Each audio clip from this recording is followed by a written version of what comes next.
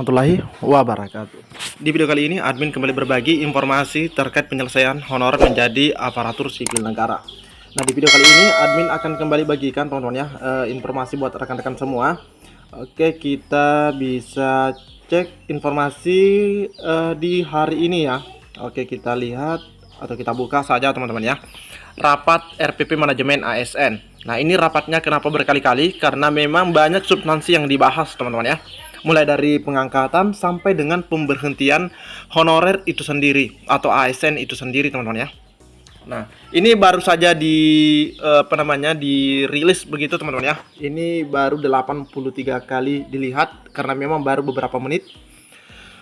Oke, kita bisa lihat. Oke, nah ini ada Bapak Abdul Hakim. Oke, kita akan lihat kira-kira apa lagi yang dibahas pada pertemuan kali ini. Oke, kita scroll. Sepertinya rapat ini dipimpin oleh Bapak Abdul Hakim, teman-teman ya. Kementerian Pendayagunaan Aparatur Negara dan Reformasi Birokrasi melaksanakan pembahasan terkait rancangan peraturan pemerintah. Jadi melaksanakan pembahasan RPP tentang manajemen aparatur sipil negara. Jadi teman-teman tidak perlu merasa bosan dengan adanya pembahasan RPP ini teman-teman ya. Karena ini juga menyangkut tentang rekan-rekan jika menjadi aparatur sipil negara. Di mana rapat kali ini dilaksanakan di kantor Kementerian Pan RB Jumat 7 Juni yang dipimpin langsung oleh Deputi Bidang SDM Aparatur yaitu Bapak Abdul Hakim.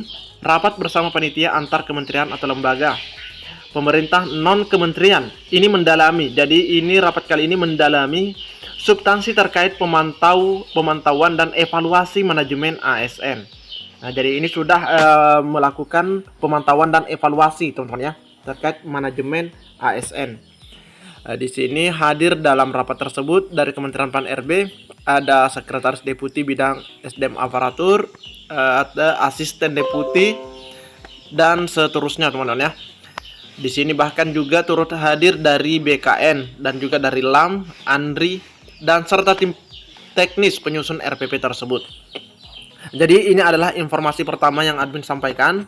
Di mana di sini sudah dilakukan evaluasi terkait manajemen ASN dan pendalaman dari beberapa substansi yang sudah dibahas dalam RPP Manajemen ASN Undang-Undang ASN tahun 2023. Nah, kita lanjut. Sekarang CPNS dan P3K 2024, kabar terbaru formasi untuk tamatan SMA. Jadi di sini ada pembahasan terkait tamatan SMA. Oke, kita scroll.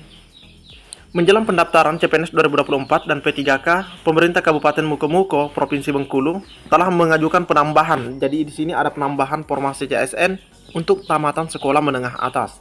Nah, jadi teman-teman yang memiliki ijazah SLTA sederajat, nah coba perhatikan. Khususnya untuk Mukomuko ya, di mana pemerintah Kabupaten Mukomuko masih menunggu persetujuan BKN terkait pengajuan penambahan formasi untuk tamatan SMA. Mudah-mudahan diterima teman-teman ya. Kami sudah mengajukan penambahan 17 formasi CSN untuk SMA, kini menunggu persetujuan dari BKN. Sebelumnya pemerintah Kabupaten Mukomuko diminta untuk melakukan revisi terkait formasi tambahan untuk tamatan SMA. Nah, ternyata memang diminta untuk merevisi teman-teman ya dari ajuan sebelumnya. Dan kami sudah melakukan revisi kebutuhan prioritas dan kualifikasi pendidikan. Sekarang menunggu persetujuan dari Badan Kepegawaian Negara. Pemerintah Kabupaten Mukomuko juga masih menunggu instruksi lebih lanjut dari pihak Kemenpan RB terkait jadwal pendaftaran. Jadi dari instansi juga sama dengan kita teman-teman ya.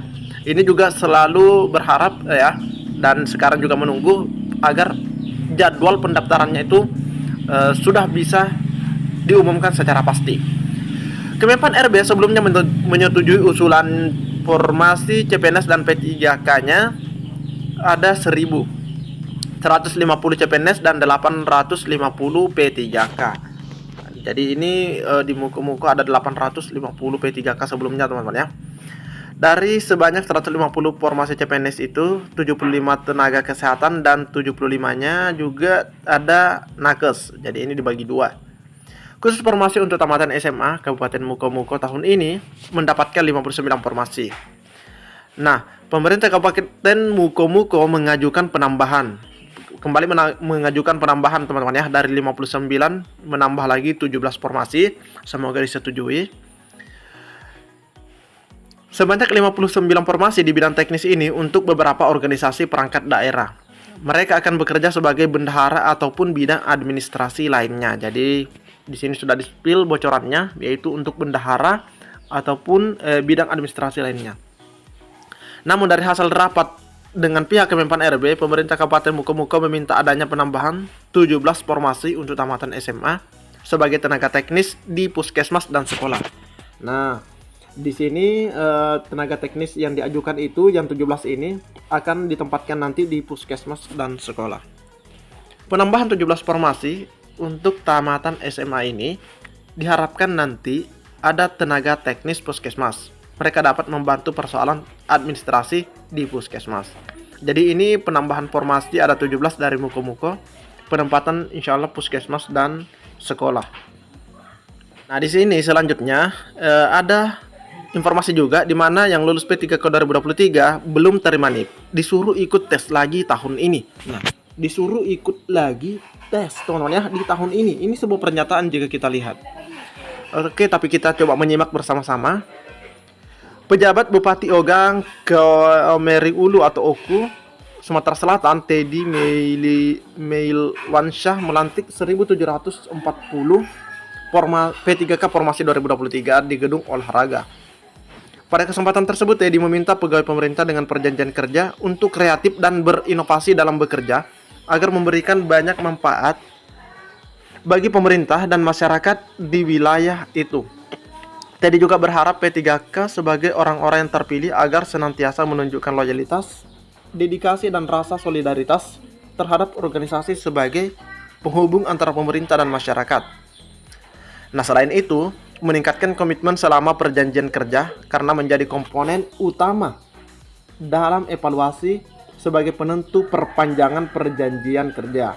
Makanya dituntut untuk meningkatkan kompetensinya dan mereka juga harus loyal begitu. Saya meminta saudara-saudara menciptakan terobosan dan inovasi. Nah, ini tuntutan dari instansi ya. Terobosan dan inovasi dalam menjalankan tugas sehari-hari selaku ASN melalui kerja kreatif dan inovatif. Kepala BKPSDM Oku, Mirdaili, menjelaskan bahwa Kabupaten Oku pada 2023 mendapat formasi sebanyak untuk P3K ya, 2.105 formasi. Namun yang terisi hanya 1.766. Itu yang terisi. Dari jumlah itu sebanyak 4 orang mengundurkan diri dan 1 orang tidak memenuhi syarat, sehingga jumlahnya tinggal 1.761. Jadi ada yang mengundurkan diri dan satunya tidak memenuhi syarat alias TMS. Nah, teman-teman ingat ya, ada istilah TMS. Jadi nanti ketika mendaftar perhatikan betul administrasinya. Nah, kalau yang sudah gagal di tahun sebelumnya pastinya paham.